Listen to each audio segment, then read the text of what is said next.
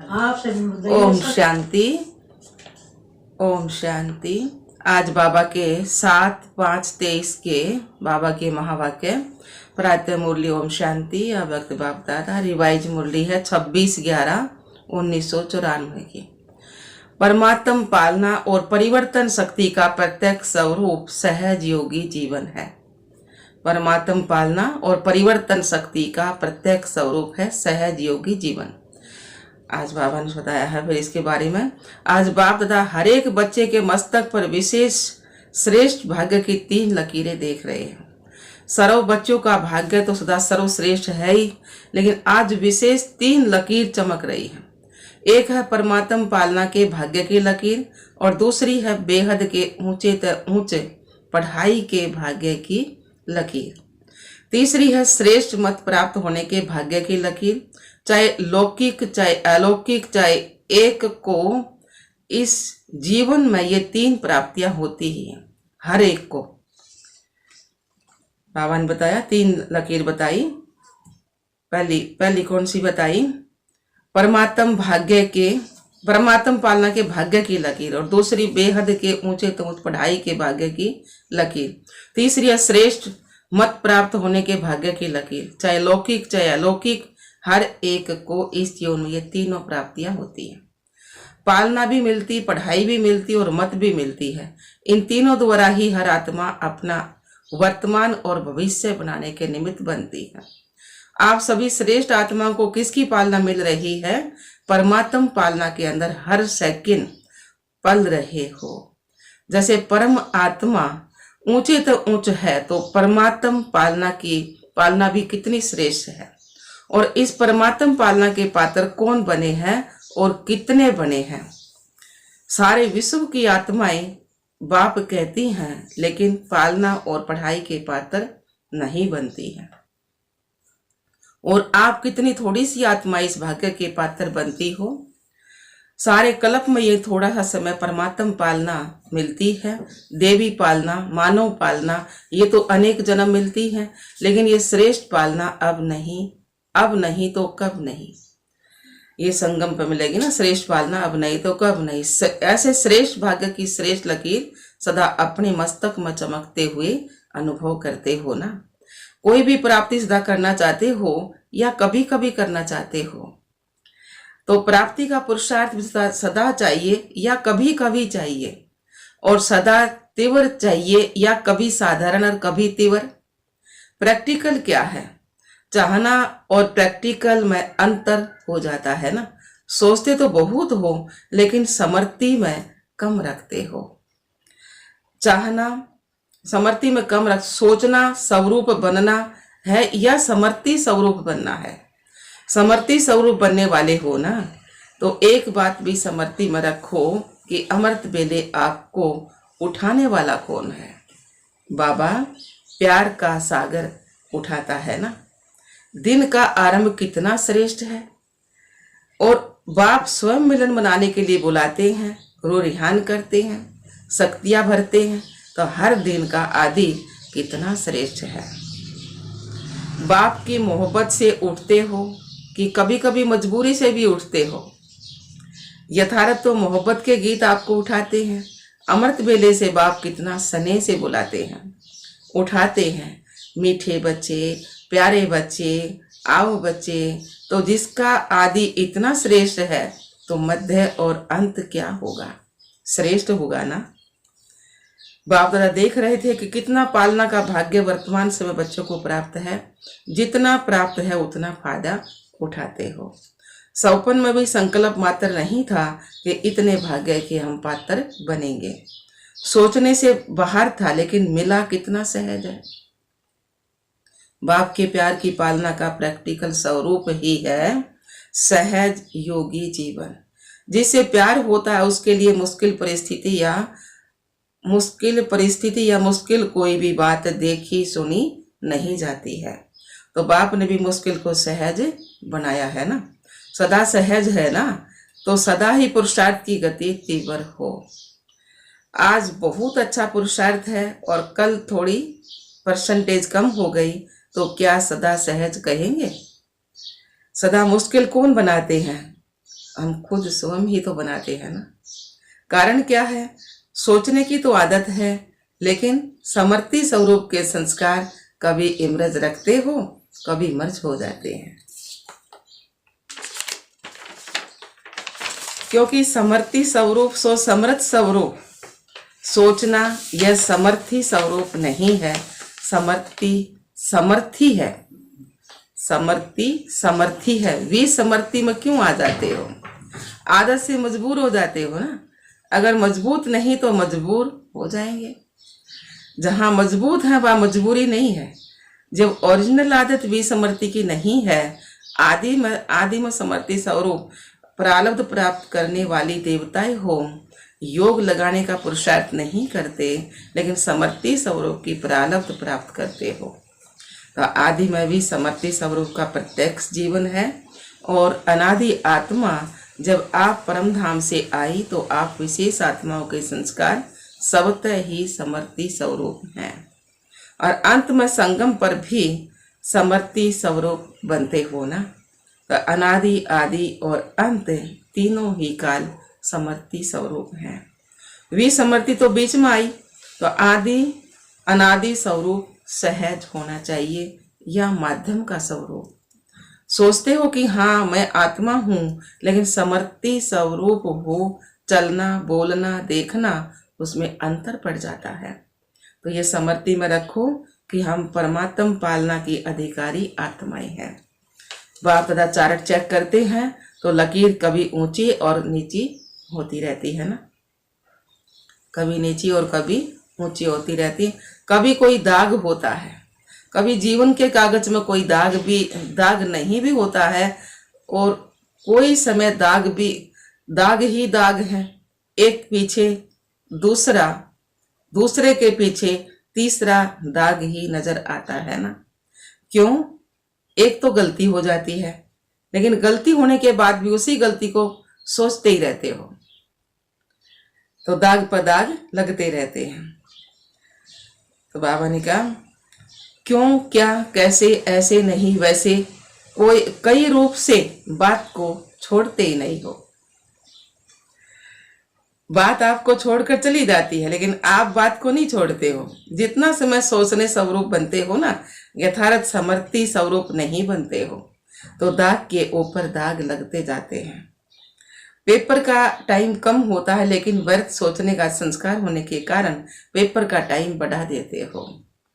Second पूरा हुआ और निर्विकल्प स्थिति बन जाए, यह संस्कार इमर्ज करो। निर्विकल्प बनना आता है ना।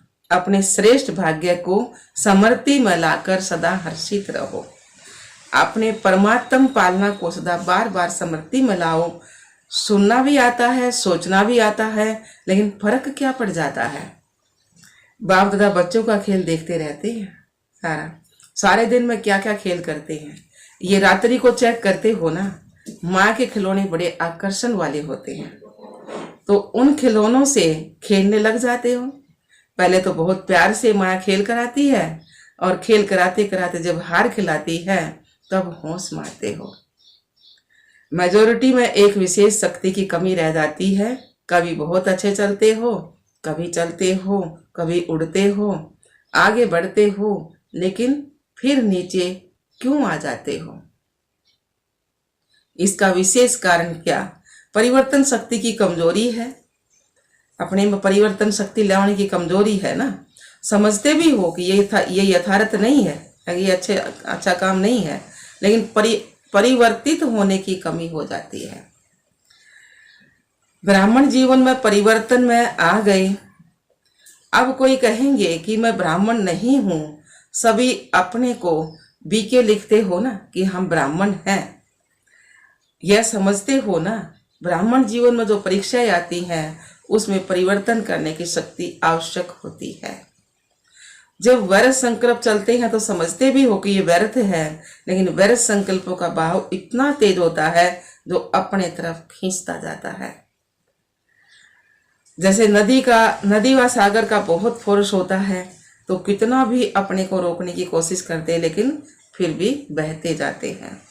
समझते भी हो, सोचते भी हो ये ठीक नहीं है, इससे नुकसान है, फिर भी बाहों में वह बह जाते हो, तो इसका कारण क्या? परिवर्तन की शक्ति में कमी है। पहला विशेष परिवर्तन है स्वरूप का परिवर्तन। मैं शरीर नहीं हूं लेकिन आत्मा हूं। यह स्वरूप का परिवर्तन है, यह आदि परिवर्तन है।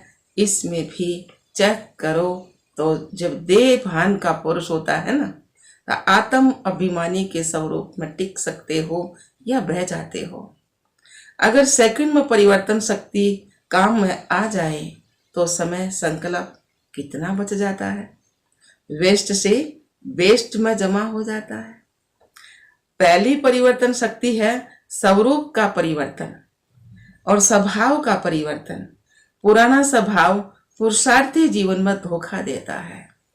समझते भी हो कि यह मेरा स्वभाव यथार्थ नहीं है, और यह स्वभाव समय प्रति समय धोखा भी देता है, यह भी समझते हो, लेकिन फिर भी स्वभाव के वश हो जाते हो।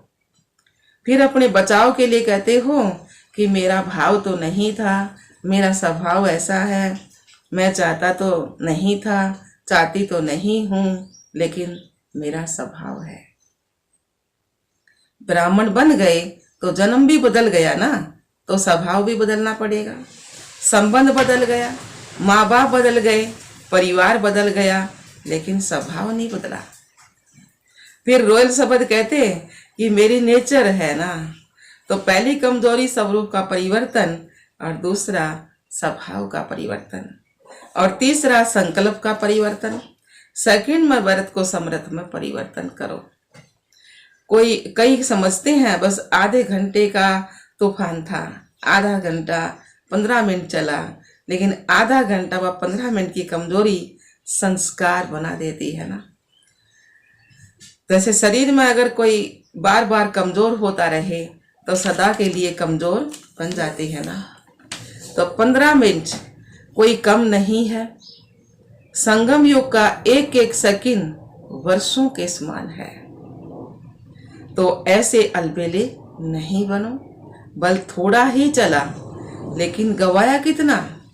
जब कदम में पदम कहते हो तो 15 मिनट में कितने कदम उठेंगे और फिर कितने पदम गवा दिए। जमा में तो हिसाब अच्छा रखते हो तो जमा में तो हिसाब अच्छा रखते हो कि कदम में पदम जमा हो गया, लेकिन गवाने का भी तो हिसाब रखो, गवा भी तो कितना दिया। तो न चाहते हुए भी संस्कार खींचते हैं। जो भी बात बार बार होती है वो संस्कार रूप में भर जाती है।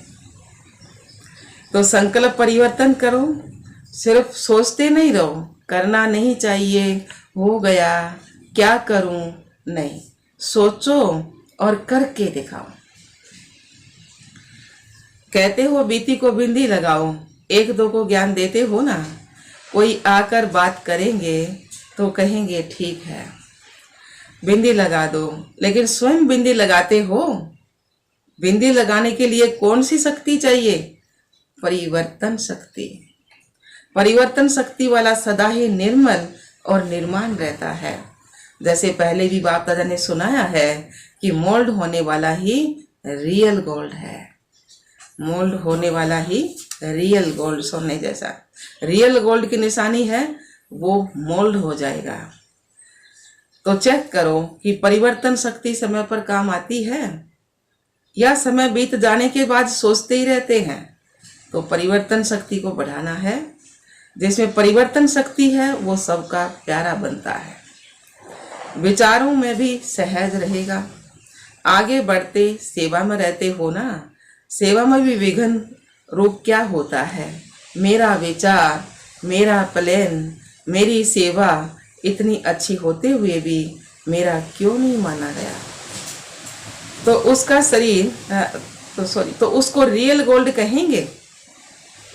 बाबा ने क्या, मेरा क्यों नहीं माना गया, तो उसको रियल गोल्ड कहेंगे। मेरापन आ गया। मेरापन आना अर्थात अलाई मिक्स होना।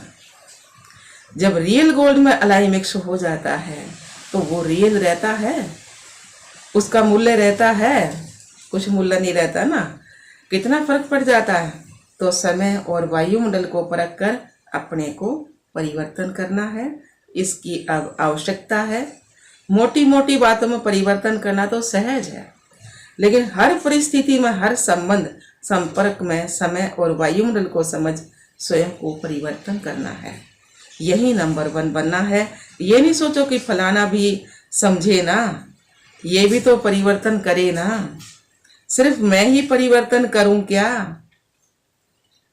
जो ओटे सो अर्जुन, इसमें अगर आपने अपने को परिवर्तन किया तो ये परिवर्तन ही विजयी बनने की निशानी है। समझा? अच्छा, चारों ओर के सर्व सदा समर्थी स्वरूप आत्माओं को सदा सेकंड में परिवर्तन शक्ति द्वारा सब परिवर्तन करने वाली श्रेष्ठ आत्माओं को, सदा सहज योगी अनुभव करने वाले अनुभवी आत्माओं को, सदा बाप के समीप और समान बनने के उमंग उत्साह में रहने वाली सर्व आत्माओं को बाप दादा का याद प्यार और नमस्ते। हम रूहानी बच्चों की रूहानी बाप दादा को याद प्यार, गुड मॉर्निंग, नमस्ते नमस्ते नमस्ते दे। हम बाबा के बच्चे सदा रहें हंसते और हंसाते। शुक्रिया मीठे बाबा, शुक्रिया। टीचर्स से बात करें बाबा। सभी टीचर्स तो सदा ही ज्ञान स्वरूप समर्थी स्वरूप हैं ही, क्योंकि जैसे बाप शिक्षक बनकर आते हैं तो बाप समान निमित्त शिक्षक हो ना। बाप जैसे नहीं हो लेकिन निमित्त शिक्षक हो। तो टीचर्स की विशेषता निमित्त भाव और निर्माण भाव है। सफल टीचर वही बनती है जिसका निर्मल स्वभाव हो। अभी निर्मल स्वभाव के ऊपर विशेष अंडरलाइन करो। कुछ भी हो जाए लेकिन अपना स्वभाव सदा निर्मल रहे। यही निर्मल स्वभाव निर्माणता की निशानी है। जो अंडरलाइन करो, निर्मल स्वभाव, बिल्कुल शीतल स्वभाव। शीतलता का गायन शीतला देवी है ना, तो निर्मल स्वभाव अर्थात शीतल स्वभाव। बात जोश दिलाने की हो लेकिन आप निर्मल हो, नरम हो, तब कहेंगे आपको सफल टीचर। तो बाप दादा फिर भी अंडरलाइन करा रहा है, किस पर? निर्मल स्वभाव पर। समझा? अच्छा जी बाबा, प्रश्न दिया है, सबसे बड़ा खजाना कौन सा है जिससे ज्ञान और योग की परख होती है? उत्तर दिया बाबा ने, सबसे बड़ा खजाना है खुशी का, जिससे ही ज्ञान और योग की परख होती है। चाहे कितना भी ज्ञान हो, योग हो, लेकिन खुशी की प्राप्ति नहीं तो ज्ञान भी ठीक नहीं है। कोई भी परिस्थिति आ जाए, खुशी गायब नहीं हो सकती। अविनाशी बाप का अविनाशी खजाना मिला है, इसलिए खुशी कभी गायब नहीं हो सकती। योग लगाते लेकिन खुशी नहीं तो योग भी ठीक नहीं है।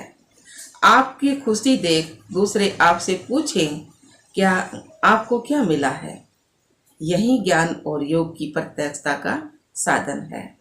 अगला प्रश्न है, किस लगन के आधार पर विघ्नों की समाप्ति स्वतः हो जाती है? किस लगन के आधार पर विघ्नों की समाप्ति स्वतः हो जाती है? उत्तर दिया है बाबा ने, एक बाप दूसरा ना कोई। इसी लगन में मगन रहो तो विघ्न टिक नहीं सकता। विघ्न है तो लगन नहीं है। विघ्न बल आए लेकिन उसका प्रभाव ना पड़े। जब स्वयं प्रभावशाली आत्मा बन जाते हो तो किसी का प्रभाव नहीं पड़ सकता। जैसे सूर्य को कितना भी छिपाए, छिप नहीं सकता ना, सदा चमकता रहता है। ऐसे ही प्रभावशाली आत्माओं को कोई भी प्रभाव अपनी तरफ खींच नहीं सकता। तो सदा एक बाप दूसरा ना कोई, इसी लगन में मगन रहने वाले यही विशेष संगम योग का अनुभव है। वरदान दिया है बाबा ने, सने के लिफ्ट द्वारा उड़ती कला का अनुभव करने वाले अविनाशी स्नेही भव। सने के लिफ्ट द्वारा उड़ती कला का अनुभव करने वाले अविनाशी स्नेही भव। सार दिया है बाबा ने, मेहनत से मुक्त होने के लिए बाप के स्नेही बनो। यह अविनाशी स्नेही अविनाशी लिफ्ट बन उड़ती कला का अनुभव कराता है। लेकिन यदि सनेमाल बेलापन है तो बाप से करंट नहीं मिलती और लिफ्ट भी काम नहीं करती। जैसे लाइट बंद होने से, कनेक्शन खत्म होने से लिफ्ट द्वारा सुख की अनुभूति नहीं कर सकते, ऐसे सने कम है तो मेहनत का अनुभव होता है। इसलिए अविनाशी सने ही बनो। स्लोगन दिया बाबा ने, शुभ संकल्प और दिव्य बुद्धि के यंत्र द्वारा तीव्र गति की उड़ान भरते रहो। शुभ संकल्प और दिव्य बुद्धि के यंत्र द्वारा तीव्र गति की उड़ान भरते रहो। अच्छा, ओम शांति, ओम शांति बाबा।